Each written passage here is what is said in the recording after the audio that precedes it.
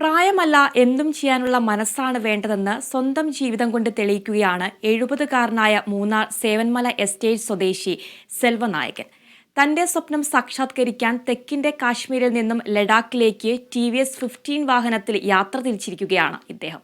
ഒറ്റയ്ക്കുള്ള ഇദ്ദേഹത്തിന്റെ സ്വപ്നയാത്രയ്ക്ക് പിന്തുണയുമായി കുടുംബവുമുണ്ട്.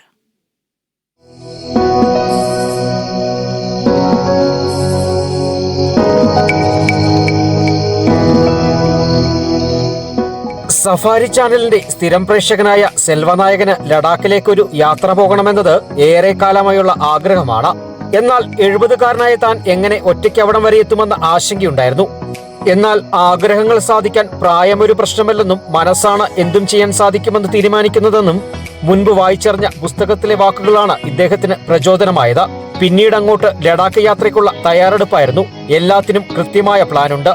ഇതിനായി തന്റെ TVS 50 വാഹനത്തിൽ മൊബൈൽ ചാർജിംഗ് അടക്കമുള്ള സംവിധാനങ്ങൾ ഒരുക്കി. കിടപ്പ് പെട്രോൾ പമ്പുകളിലും കയ്യിൽ കരുതിയിരിക്കുന്ന ടെന്റിലും ഭക്ഷണം സ്വന്തമായി ഉണ്ടാക്കി കഴിക്കും. ആവശ്യമായ പണം മക്കൾ നൽകും. അങ്ങനെ സെൽവനായകൻ എന്ന 70-കാരൻ തന്റെ സ്വപ്നയാത്ര മൂന്നാറിൽ നിന്നും ആരംഭിച്ചു. லடாக் போகணும்னு சொல்லிட்டு ரொம்ப காலங்களா நான் எனக்கு ரொம்ப சப்போர்ட்டிங்காக இருந்தது சபாரி டிவியும் என்னுடைய ஃப்ரெண்ட் ஒருத்தர் யூடியூப் நடத்துறாரு, ரைடு நடத்துறாரு. 3K ஆட்டோ எக்ஸ்பெக்ட் அப்படின்னு ஒரு டிராவல் கம்பெனி வச்சிருக்காரு. அவருடைய முழு முயற்சி தான். நீங்க வயசை பார்க்காதீங்க, 70 வயசானாலும் 100 வயசானாலும் நம்மளால எதையும் சாதிக்க முடியும் அப்படின்னு சொல்லி எங்களை ரொம்ப என்கரேஜ் பண்ணாரு. அந்த ஒரு விஷயத்துல எந்த ஏஜையும் நான் பார்க்காம கிளம்புறேன். ஒரு சுத்தி பார்த்துட்டு எல்லாருக்கும் ஒரு முன்மாதிரியா இருக்கட்டும் அப்படின்னு இருக்காங்க.